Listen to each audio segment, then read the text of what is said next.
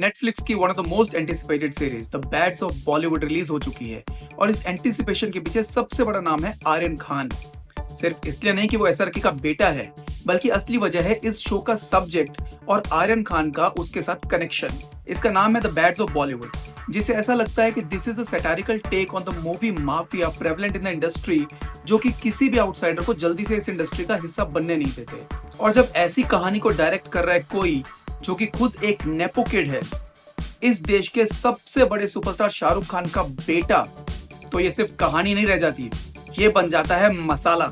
मैं ये देखने में इंटरेस्टेड हूँ कि क्या आर्यन खान ने इसे सिर्फ ऊपर ऊपर से छुआ है या फिर इंडस्ट्री की काली सच्चाई को भी दिखाने की कोशिश की है। मेरा नाम है विनीत सिंगर और आप देख रहे हो फिल्मी फालूदा।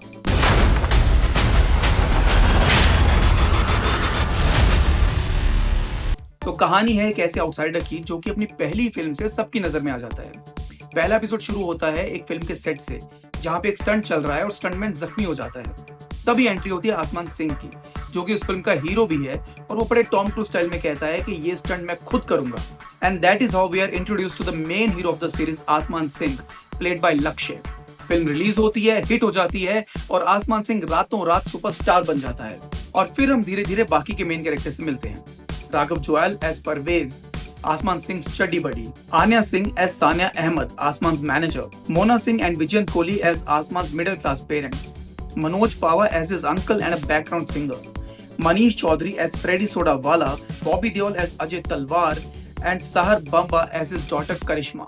मैंने अभी सिर्फ पहला एपिसोड ही देखा है and I am intrigued, excited and looking forward to watching the rest of the series. First episode is exactly how the first episode is supposed to be. Character introductions, their personalities, hint of the main plot, a couple of twists and then a cliffhanger. जो main बात मुझे अब तक सबसे compelling लगी वो ये है कि कैसे आर्यन खान ने रियल लाइफ इंसिडेंट से इंस्पिरेशन ली है और उन्हें सीमलेसली अपनी सीरीज में इंटीग्रेट किया है। जैसे कि एक सीन है जहाँ पे एक एनसीबी ऑफिसर एक बॉलीवुड पार्टी में रेड करता है और एक एक्टर को उठा के ले जाता है जो कि ड्रग्स कर भी नहीं रहा होता, और एक दूसरे आदमी को छोड़ जाता है जो कि ड्रग्स कर रहा होता है। नाउ वी ऑल नो कि आर्यन खान को इसकी इंस्पिरेशन कहां से मिली होगी। समझ रहे हो ना? अब एक लेवल पर देखो तो ऐसा लगता है कि इस सीन के थ्रू आर्यन खान ने अपनी पर्सनल खुंदक निकाली है, बट इस सीन को ऐसे लिखा गया है that this has become important for आसमान कैरेक्टर।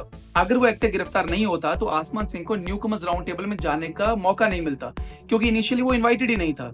अब ये एक्टर गया तो इसकी जगह पे आसमान सिंह न्यूकमर्स राउंड टेबल में पहुंच गया, और वहां होता है नेपोटिज्म पर debate which is inspired from Rajiv Masand's famous newcomers round table with Siddhant Chaturvedi and Ananya Pandey. It's like we're almost like blaming them for being born in a family which is not right. I think everybody has their own struggle. सबका struggle अलग होता है। Difference यही है कि जहाँ हमारे सपने पूरे होते हैं वहाँ इनका स्ट्रगल शुरू होता है। हाँ, सो इस पूरी कहानी का सार ये है कि मुझे पहला एपिसोड काफी जबरदस्त लगा। कहानी परफेक्टली सेट है for a clash between the budding newcomer Aasmaan Singh and the established powers Ajay Talwar and Freddy Sodawala, new age talent versus the movie mafia. And I am excited to watch कि अब आगे आसमान की लाइफ में क्या होता है।